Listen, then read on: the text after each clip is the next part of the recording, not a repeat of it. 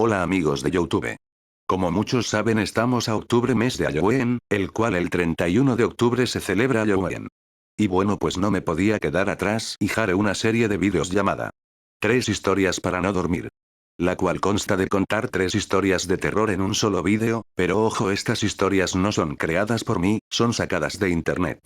Esta serie durará este mes de octubre y el mes de noviembre. Pero no se preocupen, las creepypastas creadas en por mí las seguiré subiendo al canal. Bueno, ya dejé todo claro, creo que ya entendieron, y si no, eres un pendejo.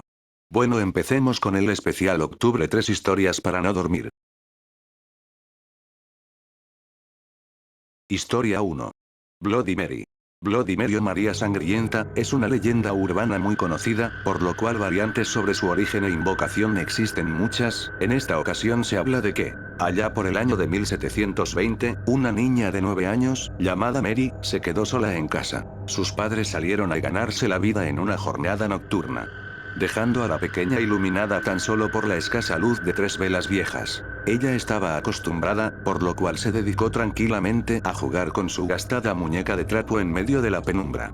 Cercana a la medianoche, algunos ruidos se escucharon en la puerta. Creyendo que sus padres habían vuelto, se asomó por la ventana, pero no había nadie. Se metió entonces en la cama. Entonces, nuevamente el ruido se escuchó. Ella fue corriendo al baño a esconderse, pero al mirar el espejo, su cara se llenó de terror, pues de las sombras salía un extraño sujeto, apretando entre sus manos un enorme cuchillo. La muerte de la pequeña Mary fue terrible. Se desangró, su sangre fue usada como tinta para escribir en las paredes. Murió a las 00 porque estaba sola. Ahora, al fantasma de la niña puede ser invocado a la hora de su muerte 00, poniendo frente al espejo 3 velas, como las que a ella le iluminaban, y repitiendo 9 veces su nombre, como la edad que tenía al morir. Entonces ella aparece para asesinarte del mismo modo que lo hicieron con ella, y terminar bañándose en tu sangre, intentando así recuperar toda la que perdió el día que murió. Este último acto que realiza con las víctimas es el que le ha ganado el nombre de Bloody Mary. Historia 2. La doncella en el castillo. Lisa apenas salía de la adolescencia y era hermosa. Su cutis blanco parecía de porcelana, y en el iris de sus ojos brillaba un castaño dulce como la miel. Su piel delicada rezumaba frescura y sensualidad. No obstante, su mente era inocente y aniñada. En ese pueblo perdido de la mano de Dios, sin unos padres protectores, la pobreza y la falta una debida instrucción amargaban la vida a la doncella. La chica no sabía cómo escapar de ese destino. De poco le valía su pura belleza, y no podía salir adelante sin dinero ni oportunidades. Esa perspectiva hacia Gala entristecía ahora más que nunca, porque por primera vez estaba decidida a dejar la casa paterna. Ocurría que Lisa estaba perdidamente enamorada de Toño. Ansiaba convivir con este hombre, aunque no le entregaría su virginidad hasta no estar casados. El muchacho contaba con unos años más que ella, ya mediaba su veintena, y se destacaba por su simpatía y su viril prestancia. Se lo consideraba el más seductor galán de aquel villorrio, en la Hungría rural de principios del siglo XVII. Pero Toño también era un holgazán y un bandido. Y estaba resentido por no poder desflorar a Lisa tan rápidamente como había hecho con otras chicas, que cayeron rendidas ante su varonil encanto. Le había prometido matrimonio si reunía dinero para ayudarlo a labrar una vida en común.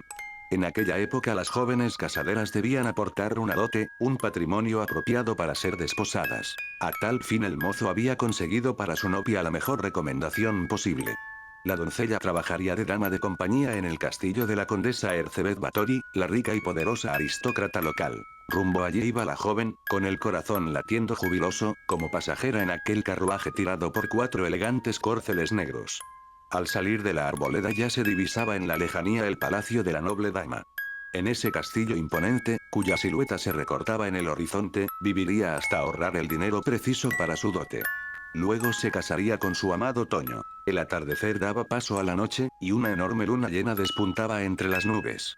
Su luz mortecina alumbraba el gran edificio que, con sus cúpulas y sus puntiagudas torretas, imponía una mezcla de respeto y temor. Destellos rojizos salían reflejados por los cristales de las ventanas.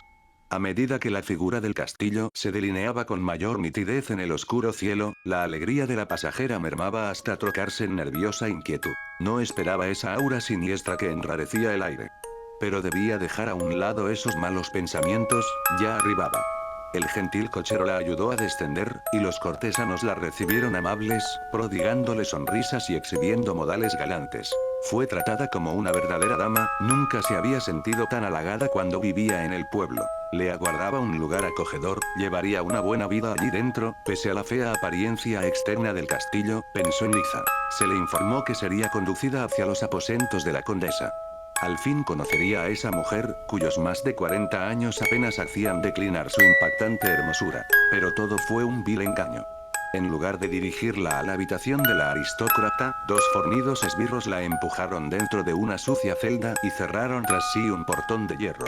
Entre el asombro y el horror Liza comprendió que no estaba sola. Varias chicas poblaban ese estrecho recinto.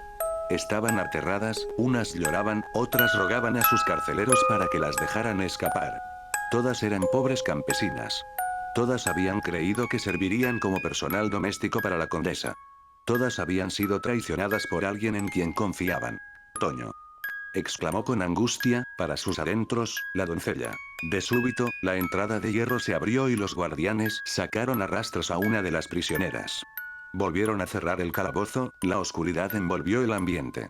Al rato se oyeron unos gemidos de miedo, cada vez más agudos hasta convertirse en alaridos fruto del dolor, de un tormento insoportable. Por Dios. ¿Por qué nos están haciendo esto? Preguntó Liza con desesperación. Una de sus compañeras de encierro le respondió. La condesa quiere extraernos la sangre para bañarse en ella. Cree que así logrará la juventud eterna. Liza miró atónita a su interlocutora. La muchacha iba a proseguir su explicación, pero no tuvo tiempo de hacerlo. El portón se abrió de golpe, y dos robustos guardianes la cargaron en vilo, haciendo caso omiso a su llanto y sus súplicas. Le llegó el turno a Liza. Tras sacarla de la mazmorra, sus captores arrancaron su ropa. Seguidamente, la metieron dentro de aquel engendro metálico, y ataron sus tobillos y muñecas a unos aros de acero. Usando una polea comenzaron a izar la cóncava plancha de metal que retenía en su interior a Liza. Otra plancha idéntica se cerraría contra su cuerpo, pero esta tenía fijados filosos pinchos para desgarrar la carne. La sangre fluiría desde ese monstruo metálico, e iría llenando la bañera donde la asesina recibiría su ducha. En el momento oportuno la desnuda condesa impartiría la orden, una señal de su dedo índice bastaría, y los secuaces harían girar el mecanismo que cerraba la trampa mortal. Pero entonces lo milagroso hizo acto de presencia. El sonido de cascos de caballos repicaba desde fuera del castillo. Los guardias de la condesa gritaban aterrados, dando aviso del ataque militar que estaban sufriendo. Eran decenas, cientos, los soldados del rey de Hungría que rodeaban a los hombres de Erzsébet Báthory. Los disparos de arcabuz impactaban contra las paredes de piedra, los vidrios de las ventanas se rompían. Aquellos invasores habían colocado sus escaleras contra los muros, y trepaban saltando hacia el interior de la fortaleza. Estaban por todos lados, los superan en número y en armamento. Ahora era la aristócrata quien gritaba de terror. Saltó de su bañera cubierta de sangre y corrió, debía llegar al ático y atrincherarse allí. Sin embargo, su intento de huida resultó vano. La capturaron, y la empujaron hacia el fondo de la misma celda en donde ella mantenía cautivas a sus víctimas. Uno de los soldados se subió a la bañera y separó las láminas de hierro entrecerradas, cuyos filos apuntaban al cuerpo indefenso. Con su daga cortó las cuerdas de los tobillos y de las muñecas y, al verse libre, la doncella se arrojó a los brazos de su salvador. El militar no era joven, ni apuesto, pero a su lado Liza se sintió protegida como nunca lo había estado. Ya no lloraba ni temblaba, a pesar del frío. Tampoco sentía vergüenza por estar desnuda. El terror había desaparecido. La pesadilla había concluido.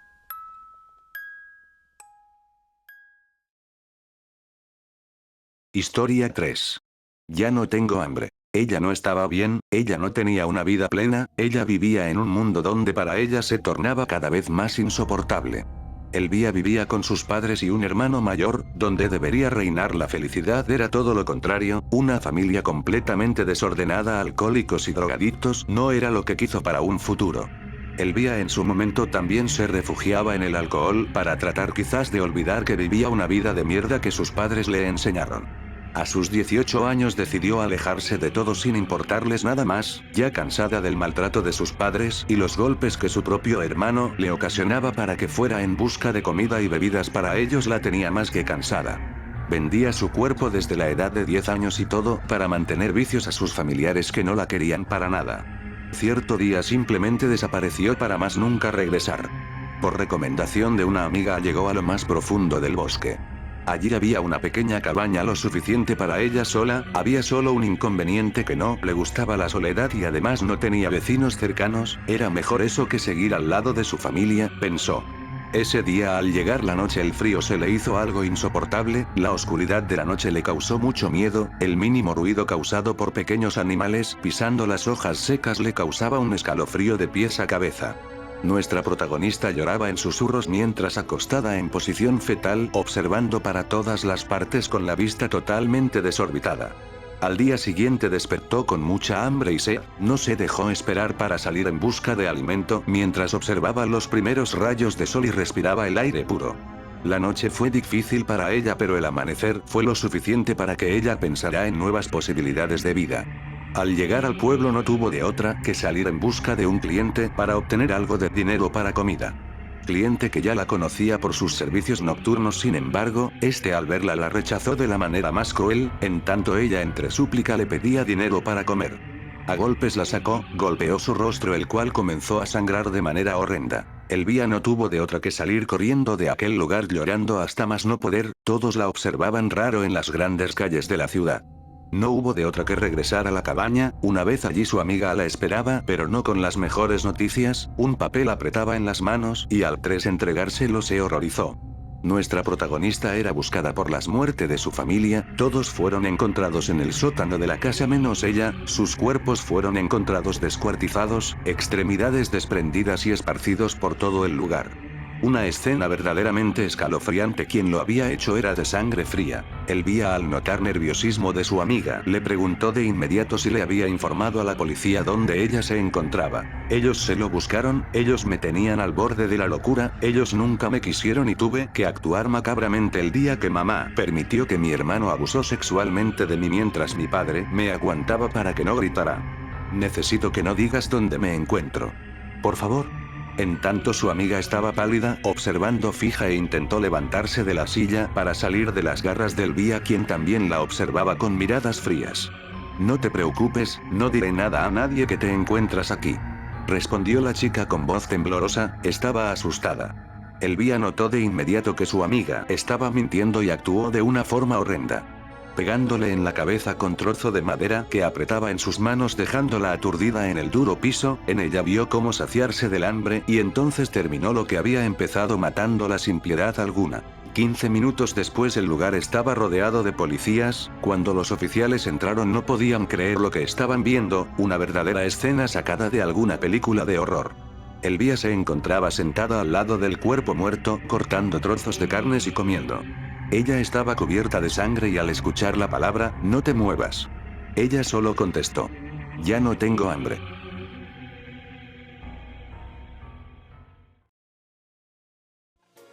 Bueno, espero que les haya gustado esta primera parte de 3 historias para dormir. Si fue así, dale like, comparte, comenta y suscríbete a mi canal. Yo soy Hitman Loquendero 47 y hasta la próxima.